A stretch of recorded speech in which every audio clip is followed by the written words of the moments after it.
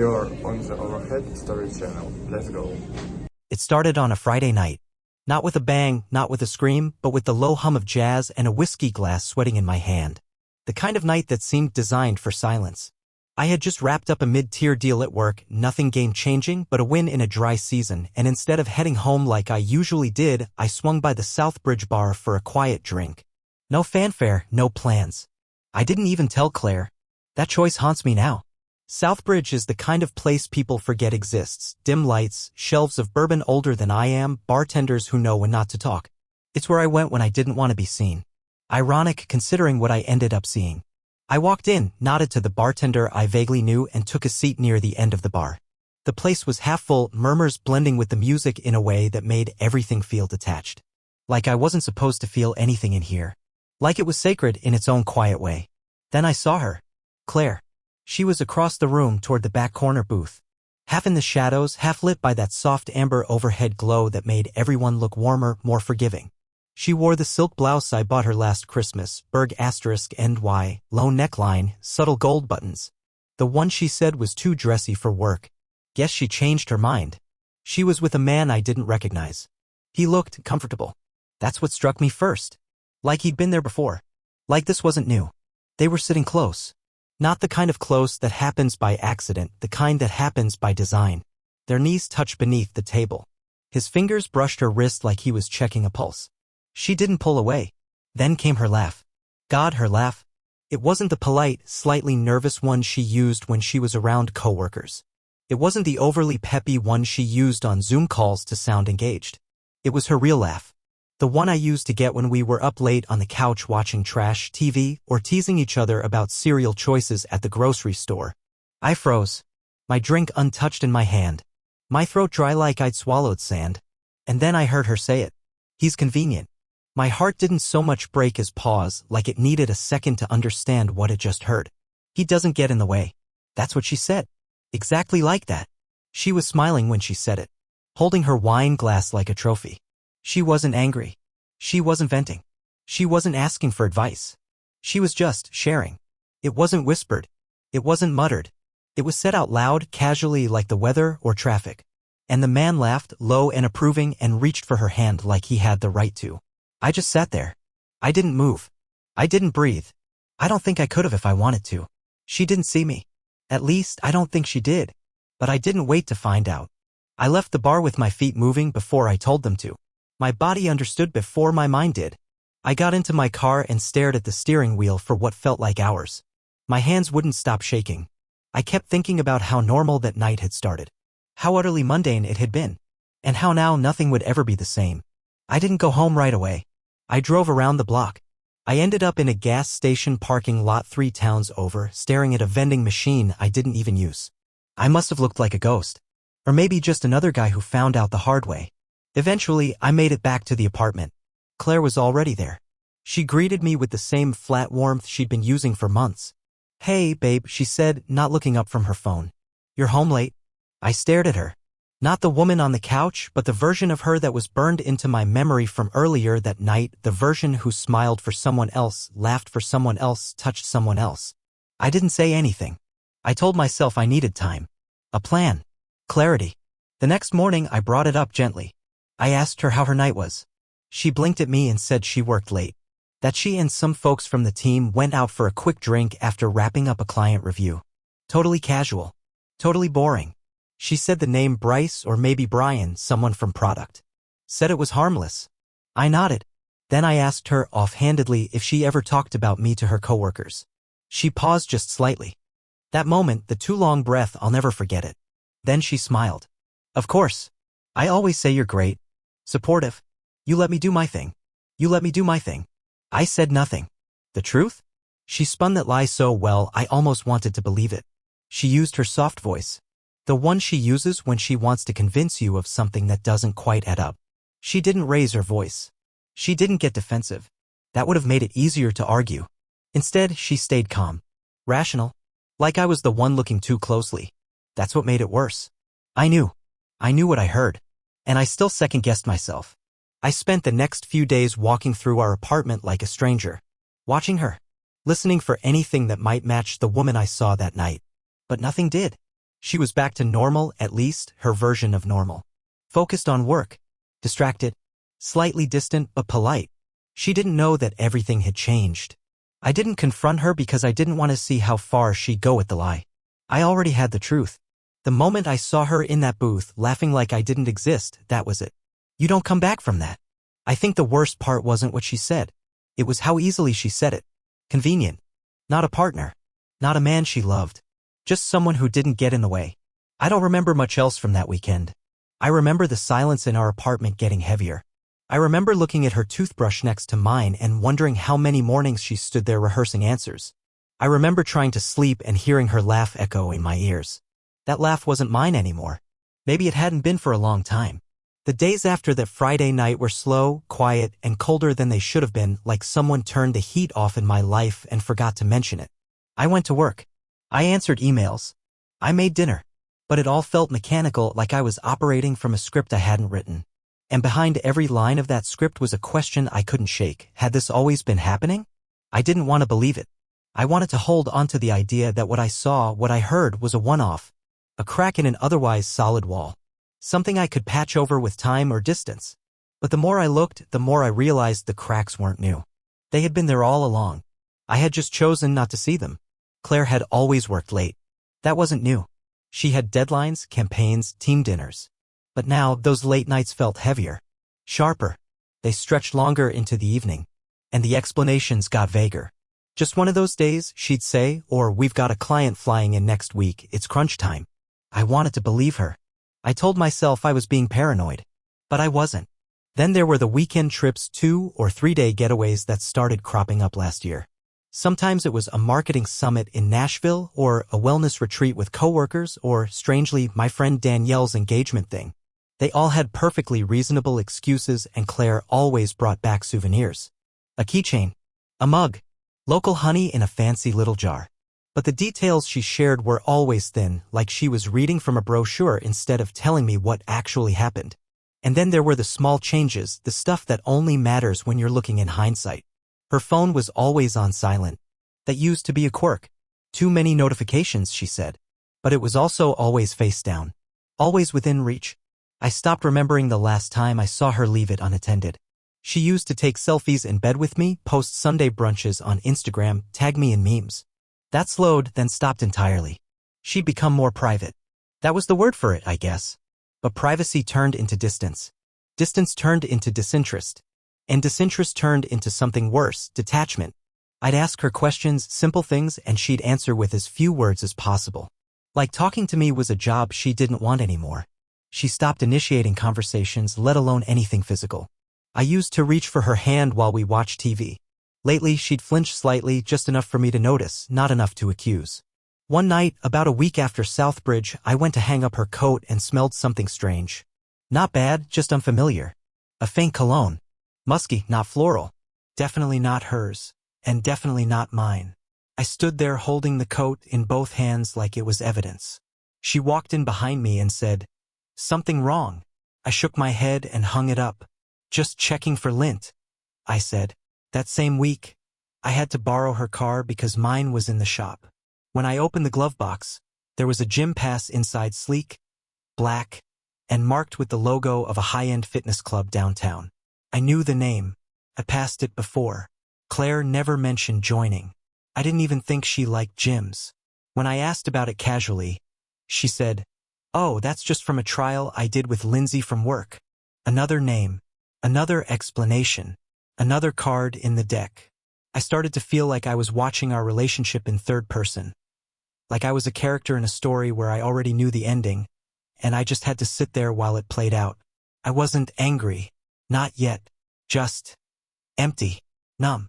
Hollow in places I didn't even know could go hollow. I stopped sleeping properly. I'd lay in bed, staring at the ceiling, listening to Claire breathe softly next to me, and wonder if she ever thought about the man from the bar while I lay inches away. I started waking up early, too early, sitting at the kitchen table with a cold mug of coffee and a mind full of questions. What hurt most wasn't just that she might be cheating. It was that she didn't seem to care that I might notice. The longer I looked back, the more pieces fell into place. The way she started dressing just a little more carefully when she went out with coworkers, the way she pulled away from our shared hobbies, stopped watching our favorite shows, started skipping weekend breakfasts, how she stopped saying "I love you" first, then stopped saying it at all. I remember one Sunday morning, maybe 2 months ago, I made us waffles. Real ones, not the frozen kind. I used the old waffle iron, even made blueberry compote from scratch. She came downstairs, glanced at the table and said, "Oh, I'm not really hungry, I have to run." She kissed my cheek but didn't look me in the eye. I ate alone. I didn't think much of it at the time, but now, felt like a message, like I was already being phased out, like she was slowly, gently erasing me from the picture. I found myself avoiding her. Not consciously at first, but I'd take the long way home from work. I'd sit in my car and scroll through my phone just to delay walking through the front door. And when I did, I felt like I was walking into someone else's life. A life I was borrowing, one I'd have to return soon. Some nights, I'd sit in the living room while she was in the bedroom, and I'd just listen to the silence between us. There was a time we filled every room with conversation. Dumb arguments about movie plots, debates about pizza toppings, stories from our day. Now, we were strangers who shared a roof. I tried to tell myself I was imagining things, that this was just a rough patch, that every couple goes through distance and disconnect. But you can't unhear the truth. And the truth was, I had become something less than a partner to her. I was just there. Convenient. That word haunted me. Convenient is the guy you don't have to explain yourself to. Convenient doesn't argue when you cancel plans. Convenient doesn't ask who you're texting at midnight or why you came home wearing someone else's scent. Convenient doesn't get in the way. I stopped trying to fix things. Not out of anger, but because I finally understood that I wasn't what she wanted. Maybe I never had been. I was something to fill the space between chapters. A layover. Placeholder. And once you see yourself through that lens, it's hard to unsee it. I didn't confront her about the man in the bar. Not yet. Maybe I was afraid she'd lie to my face again. Maybe I wanted to hold on to the last thread of dignity I had. Maybe I wasn't ready to hear the truth out loud. Or maybe, deep down, I already knew the truth, and I just didn't want to hear her say it. Not because it would make it real, but because it already was. The truth didn't arrive with a bang. It crept in quietly, like everything else had, in the form of a small, glowing rectangle. Claire's laptop. She never let it out of her sight. Not in the car. Not in the apartment. It was her shield, her fortress. She took it from room to room like it was a lifeline. She said it was for work, client reports, design mock-ups, team updates. And for a while, I believed her. But on a random Tuesday afternoon, she slipped up. She left it open on the kitchen counter. I only walked past it. I wasn't snooping. I wasn't even thinking about it. But as I passed by on my way to toss out the trash, a message notification popped up in the top right corner. I didn't need to click anything. The preview showed enough. Derek, that night was unforgettable. Let's do it again soon. That name Derek had been floating around for months. Claire mentioned him often enough. He was the guy from Creative or the team lead from Seattle. She always said it so casually, like he was just another name on her calendar. She talked about his terrible fashion sense. His dad jokes. How clueless he was. Guess he wasn't so clueless after all. I stood there staring at the screen. The cursor blinked beside the message like it was mocking me. That night? Let's do it again. Unforgettable. The words wrapped around my chest like rope. Tight. Unforgiving. I could have closed the screen. Pretended I never saw it. But that's not how truth works. Once you catch a glimpse, it demands more. So I opened her messages. I didn't have to guess her password. She never logged out. Maybe she was careless. Or maybe she thought I'd never look. Either way, it didn't matter. I was in. What I found wasn't a single thread of messages. It was a pattern. A life. A world she had built that had nothing to do with me. There were dozens of texts between them. Months worth. Late-night jokes. Inside references I didn't understand. Mentions of hotel names, flight confirmations, and plans that never once included me. I saw photos not explicit but close enough to steal my breath. Claire at a rooftop bar, hair curled, wine in hand, gazing at Derek like he hung the stars. Claire in workout gear I'd never seen, leaning against his shoulder post-hike. A blurry photo of her hotel room bed with a breakfast tray, 2 cups of coffee. 2. She once told me she hated hotel breakfasts. Said they were always rubbery and overpriced. I believed her. I opened her cloud account next. A shared folder I had forgotten about, an old backup tied to an email we'd set up when we moved in together. She must have forgotten it was still synced to mine. That's where I found the final blow. A photo. Claire lying in a hotel bed, smiling in that soft, sleepy way she used to smile at me. Her hair was messy. Her shoulder bare. Derek was next to her, kissing her neck, one hand holding the camera, the other tangled in the sheets. Seattle. One of her business trips. The same one where she came home with a free mug from the conference and a story about how she barely slept from the noise. I looked at the timestamp. It was the same night she told me she missed me. The same night she said she wished I had flown out to join her. The same night I stayed up late watching her favorite show just so I could tell her about it in the morning. I didn't cry. I didn't scream. I didn't even move. I just sat there, my eyes locked on the screen, unable to look away. That image shattered something in me, not just trust, not just hope, but identity. The version of Claire I knew, the one I had loved for nearly 4 years, no longer existed. She had been replaced by someone else. Someone who knew how to fake laughter. How to script affection. How to smile in one man's bed and come home to another's arms without flinching. It wasn't a mistake. It wasn't a moment of weakness. It was intentional. Ongoing. Calculated. And I had been played. I closed the laptop and pushed it across the counter like it was something toxic. My hands were cold. My legs felt unsteady. I stood there in the kitchen, surrounded by the smell of coffee and burnt toast, and realized my life wasn't mine anymore. I had been orbiting her world, thinking we were equals, when really I was just a background character. Reliable. Predictable. Convenient. That word again. I went upstairs. Claire was on the couch, scrolling through her phone, half listening to a podcast. She looked up, smiled like nothing was wrong, and asked if I wanted to order Thai. I said no. I didn't say anything else. I just stared at her, wondering how long she had been lying so effortlessly. Wondering how many nights I'd kissed her goodnight while Derek's texts buzzed in her pocket. Wondering if she even saw me anymore or if I was just the echo of a man she used to love. I thought about confronting her right then. Demanding answers. Screaming. Accusing. Unraveling. But I didn't. Because I already had the answers. The truth wasn't hidden anymore. It was out in the open. Stretched across pixels and timestamps and stolen smiles. And no amount of denial could change that. The next morning, she left early for a client call. I watched her tie her hair in that loose bun she wore on casual Fridays. Apply her subtle makeup. Spray that citrus perfume I used to compliment her on. She said, "Don't forget to feed the plants." And I said, "Okay." That was it. That's all we said. But something in me shifted that day. A quiet kind of resolve settled in my bones. Not rage. Not even grief. Just the stillness of someone who finally knows what they're looking at. I wasn't the fool anymore. I wasn't blind. I wasn't waiting for the truth. Because I already had it. All of it. And now I had a choice. I left quietly. No confrontation. No fight. No tearful goodbyes. Just silence. That was the part that surprised even me. Not the choice, but the calmness of it. After everything I saw, after the night in the bar, the message from Derek, the photo in Seattle, I didn't rage. I didn't scream. I didn't shatter a glass or tear through drawers looking for more proof.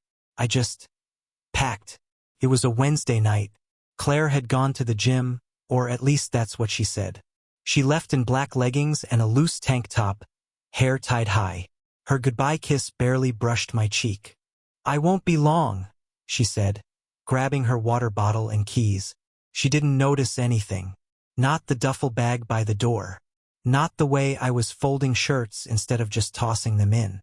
She was already gone the moment she checked her reflection and walked out. I gave it 10 minutes. Just enough time for her to be out of the complex. Then I moved fast. I didn't take everything.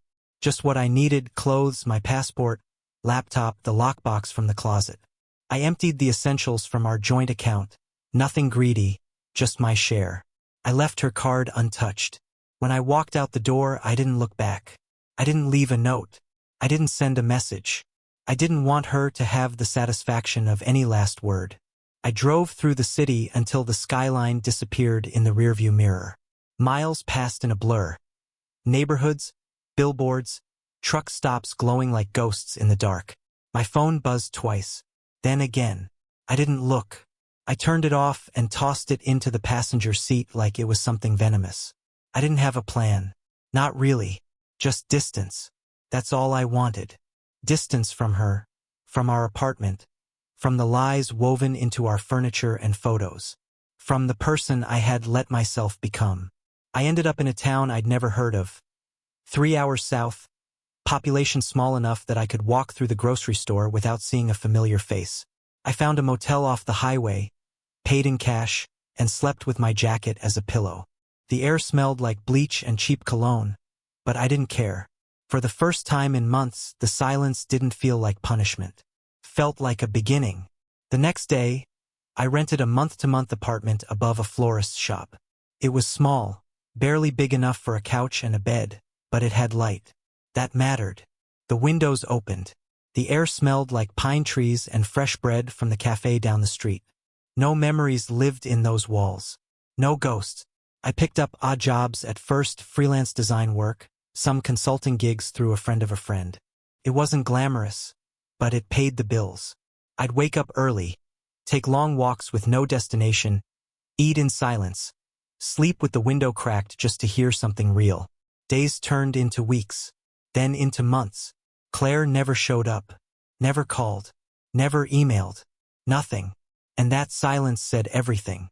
Told me she hadn't looked for me, that my absence hadn't been alarming, that the man she used to call her partner had vanished from her life, and she'd simply let the void remain unfilled. I tried not to think about it, but I did. I thought about how easy it had been for her to lie, about how I had spent years building a future with someone who, in the end, didn't even ask why I disappeared, didn't knock on doors, didn't file a report, didn't beg me to stay. She just moved on. Maybe she had already replaced me before I left. Maybe Derek was there the next night, using the same plates, touching the same sheets. Maybe my empty closet became his space before the weekend hit. Or maybe not. Maybe she didn't replace me at all.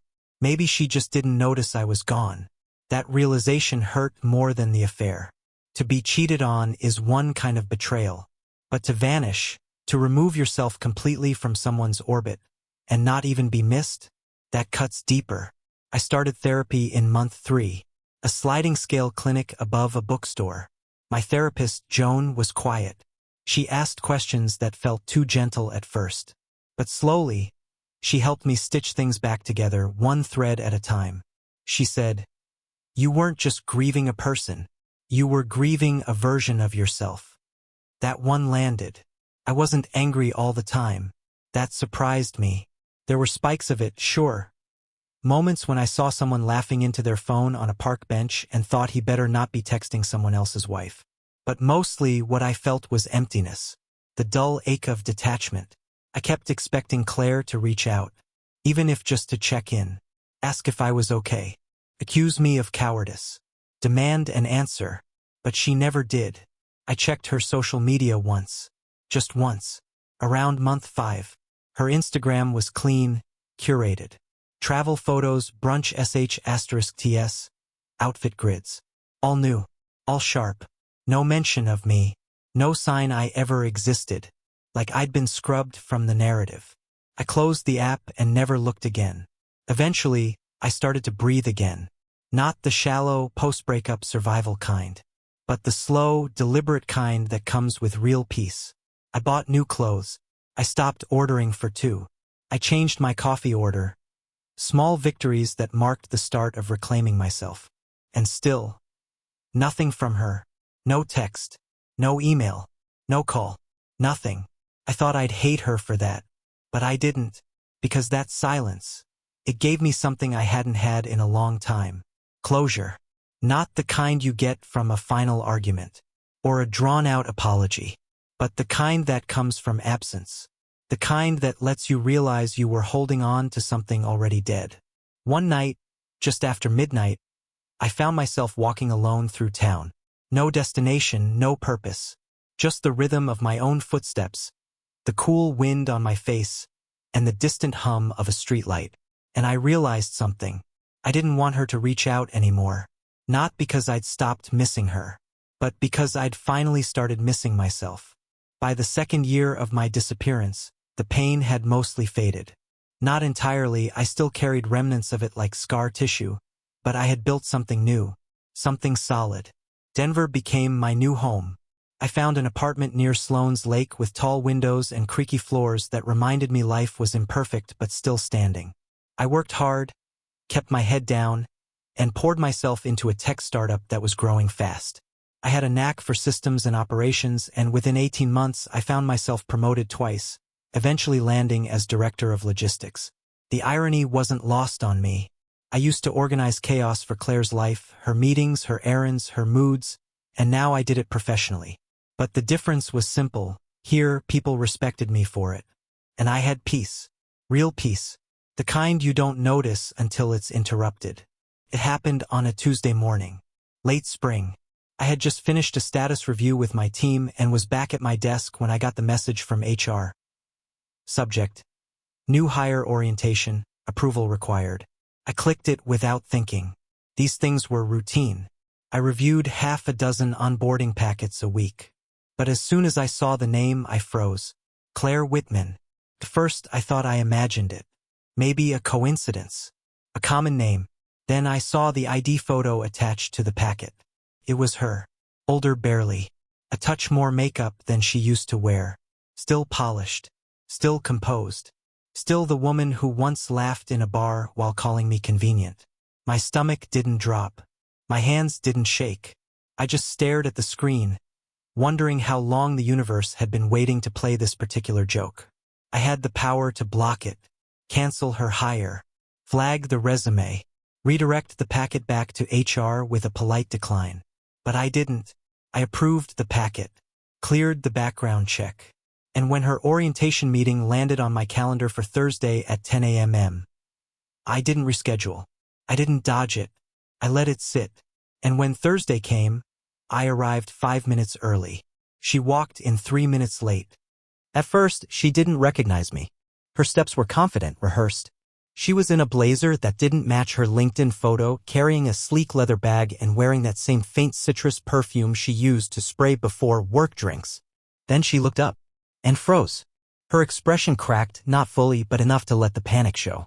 Her hand tightened on the strap of her bag. Her mouth opened, then closed again. I stayed seated. "Hello, Claire," I said calmly. She stared at me, blinking like her mind was buffering. "Aya, what are you?" Her voice faltered. I tilted my head slightly. "It's good to see you again." She sat down slowly, as if the chair might collapse beneath her. Her face was pale, eyes scanning the room like she expected a camera crew to appear. I let the silence stretch. Let her sweat. "How long have you been here?" she asked finally, voice low. 2 years, I said. "Almost to the day." She exhaled. "I didn't know." "I know," I said. And that was the truth. She hadn't looked. I'd always known that. I didn't come here because of you," she said quickly, like she needed me to believe it. I nodded. "Of course not." Silence again. The kind that used to fill our apartment. Thick. Uncomfortable. Final. "I didn't know you lived here," she added, still rambling. I smiled gently.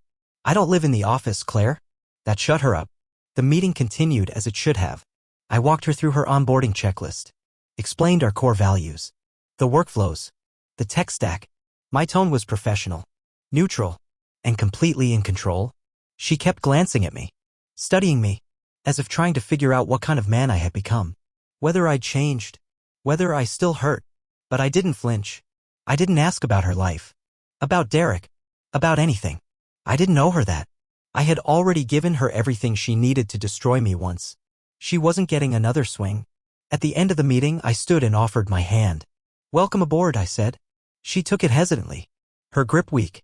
When she left the room, I waited until the door clicked shut before I allowed myself a breath. I expected that moment to unravel me. It didn't. If anything, it sharpened me. She was no longer the woman who had power over me. She wasn't even a ghost. She was just an employee. Someone who would walk the same halls, attend the same meetings, but never again share anything real with me. That night, I went home and opened a bottle of wine. The good kind. I made dinner for myself, listened to an old playlist I hadn't touched since the breakup, and looked out my window at the Denver skyline. I thought about what it meant to see someone again after they'd erased you. And I realized something. It didn't hurt anymore. She didn't have that hold on me. Her reappearance didn't trigger old wounds, it revealed how much I had healed. And maybe, just maybe, it was her turn to feel what I once did. Because now, I was the one she had to pass in the hallway. The one with the nameplate. The title. The calm demeanor that didn't shake when she entered the room. She couldn't rewrite history, but she had to walk through the pages of it now every single day. And I didn't need revenge. I already had something better. I had become someone she couldn't reach anymore. A month after Claire started, she stayed late one rainy evening and finally knocked on my office door. Her face was pale, eyes anxious. She said there was something I needed to know. She had a daughter, Avery, born not long after I left. At first, she claimed she wasn't sure who the father was. But then she showed me a photo. Avery had my eyes, my jawline, my timing. I demanded a paternity test. When the results came back 99.9% match, I felt the floor shift beneath me. Claire said she hadn't told me out of fear. I didn't respond with anger. Just a quiet, steady decision. I'm going to be in her life. Whether you're ready for that or not. I didn't go back to Claire, but I stepped fully into Avery's life. I moved closer, filed for shared custody, and slowly earned her trust. I painted her room, read her bedtime stories, learned how she liked her pancakes. For the first time in years, I felt purpose. Claire no longer tried to win me back. She knew I had changed. When she requested a transfer to another department, I approved it.